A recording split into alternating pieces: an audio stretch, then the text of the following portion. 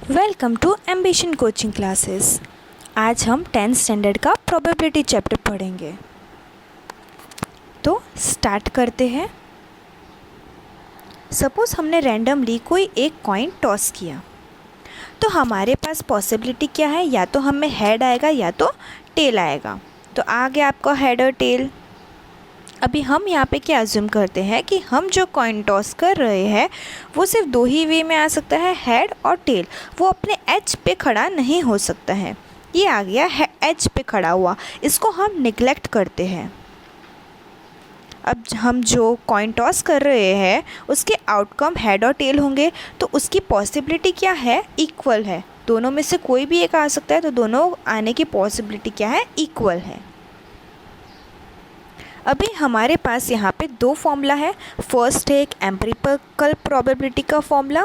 इसमें क्या होता है, हम जब नंबर ऑफ़ रिपीटेड टाइम्स कोई भी टास्क कर सकते हैं तब एम्पिरिकल प्रोबेबिलिटी मेथड यूज़ होता है। यहाँ पे ट्रायल बेस पे होता है। ट्रायल बेस जब हम कोई भी टास्क रिपीट कर सकते हैं तो एम्पिरिकल प्रोबेबिलिटी यूज़ हो सकता है, पर ये बहुत ही एक्सपेंसिव भी है। अगर हम कॉइन या फिर डाइस टॉस कर रहे हैं तब तो ठीक है, हम उसको बार बार ट्राई कर सकते हैं, ट्रायल बेस पे हम उसको कर सकते हैं, तो उसमें कोई इशू नहीं है। पर अगर कोई सैटेलाइट लॉन्च करना है तो हमें उस क्या हो जाएगा, बहुत एक्सपेंसिव हो जाएगा। सैटेलाइट बार बार लॉन्च हम नहीं कर सकते हैं, तो एम्पिरिकल प्रोबेबिलिटी यहाँ पे यूज़ नहीं होगा। अगर अर्थक्वेक आ रहा है तो अर्थक्वेक तो या तो एक ही बार आएगा, बार बार तो नहीं आने वाला है। अर्थक्वेक कभी भी आएगा, नेचुरल फिनोमेना है वो, तो वहाँ पे भी एम्पिरिकल फॉर्मूला नहीं यूज़ होगा, क्योंकि ये ट्रायल बेस पे होता है, ट्रायल बेस पे। ठीक है, तो हमारे थियोरेटिकल के लिए थियोरेटिकल प्रोबेबिलिटी है। यहाँ पे क्या है, number of outcome favourable to E upon number of all possible outcomes of the experiment. अगर हमें कोई भी प्रोबेबिलिटी, सपोज़ कोई भी एक इवेंट हो रहा है, ई इवेंट हमने ले लिया, ई इवेंट आने की पॉसिबिलिटी क्या है, फेवरेबल क्या है, वो हमारा ऊपर आ जाएगा। और डिवाइड बाय में क्या आएगा, टोटल कितने आउटकम्स पॉसिबल है उस इवेंट के, वो टोटल आउटकम आ जाएंगे। अभी यहाँ पे हम एक एग्जांपल देख लेते हैं। सपोज़ हमारे पास कार्ड्स है, कार्ड्स वेल शफल्ड है, हमें एक कार्ड ड्रॉ करना है, एक कार्ड हमने उसमें से सिलेक्ट करना है। तो हमारे पास क्या पॉसिबिलिटी है कि वो एक कार्ड एक एस होगा। एस पता है ना, ये आ गए आपके चारों एस। तो आपके पास पॉसिबिलिटी कितनी है, 4 एस आ सकते हैं। टोटल 52 कार्ड्स है, उसमें से एस आने के चांसेस कितने हैं, 4। तो फेवरेबल आउटकम आपका हो गया 4, और टोटल आउटकम आपका कितना है, 52।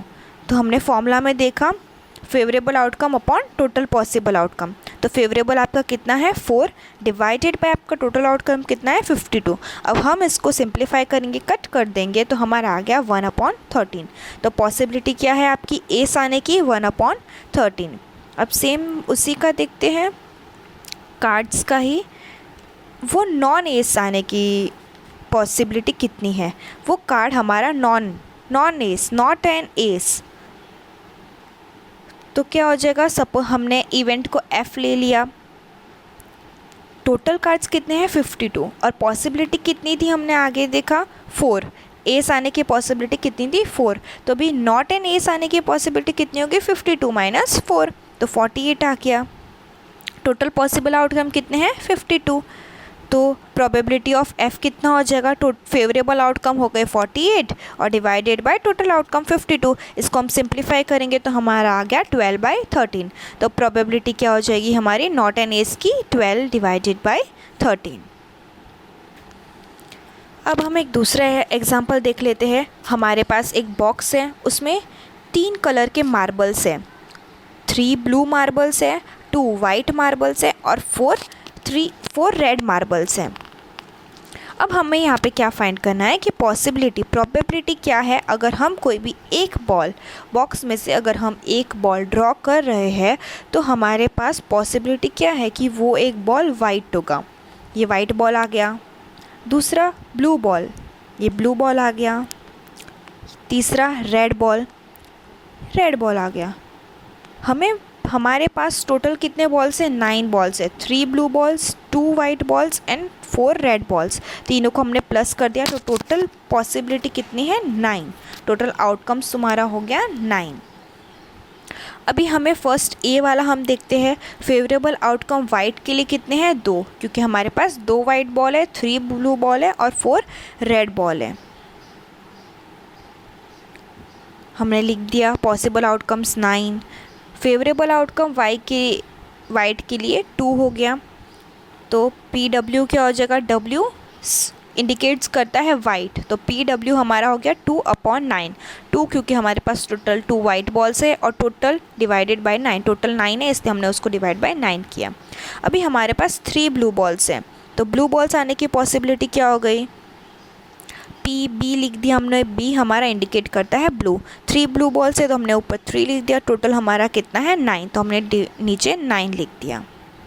अभी हमारे पास 4 रेड बॉल्स हैं। रेड बॉल आने के चांसेस कितने हैं, पी आर लिख दिया हमने, R indicates for red. 4 red balls है तो हमने ऊपर 4 लिख दिया, टोटल हमारा है 9, तो हमने नीचे 9 लिख दिया।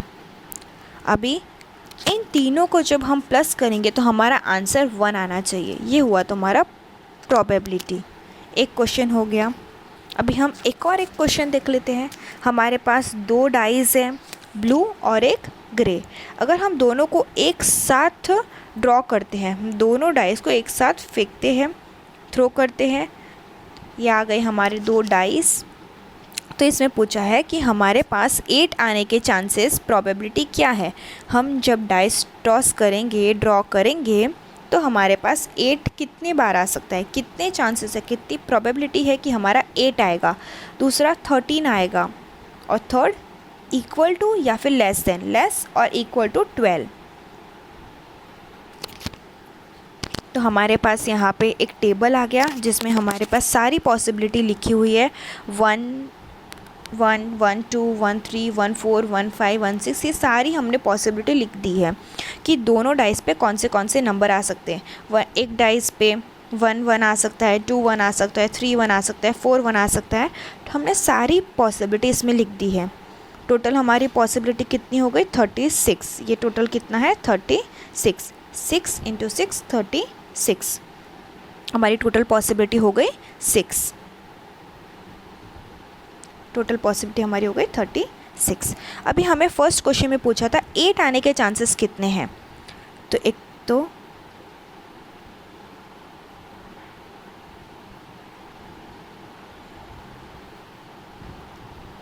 6 + 2, 3 + 5, 4 + 4, 5 + 3, 6 + 2, इतने चांसेस हैं हमारा 8 आ सकता है। कितना हो गया ये, 1 2 3 4 और 5 पॉसिबिलिटी है कि हमारा 8 नंबर आ सकता है। तो देखिए टोटल पॉसिबल आउटकम हमने लिख दिया 36। 8 आने के चांसेस कितने हैं, 5, और टोटल कितना है 36। तो हमने लिख दिया 5/36 8 के लिए, PE ले लिया हमने 8 के लिए। दूसरा हमें क्वेश्चन पूछा था 13 आने के चांसेस कितने हैं। तो यहाँ पे टोटल कितना है, 6 + 6 12 है। 12 के बाद 13 आने के कोई भी चांसेस है नहीं, क्योंकि हम जब 2 डाइस टॉस कर रहे दोनों में अगर 6 6 आ गया तो कितना होता है टोटल उसका 12। 13 आने के तो कोई भी चांसेस नहीं है, तो इसीलिए यहाँ पे 13 आने के चांसेस कितने हो गए, 0। 0 डिवाइडेड बाय 36 तो 0 हो। और क्या बोला है, 12 आने के चांसेस या तो 12 से कम या तो 12 से ज़्यादा।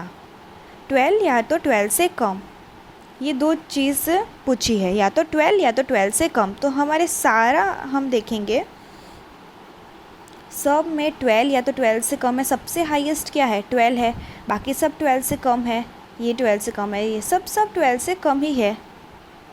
ठीक है, तो हमारे पॉसिबिलिटी क्या हो गई 12 आने की पूरी।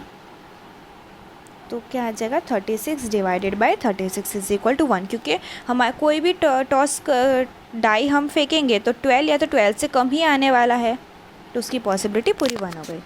तो अगर आपको ये वीडियो अच्छा लगा तो प्लीज़ उसको लाइक करें, सब्सक्राइब करें और बेल आइकन दबा दें। Thank you.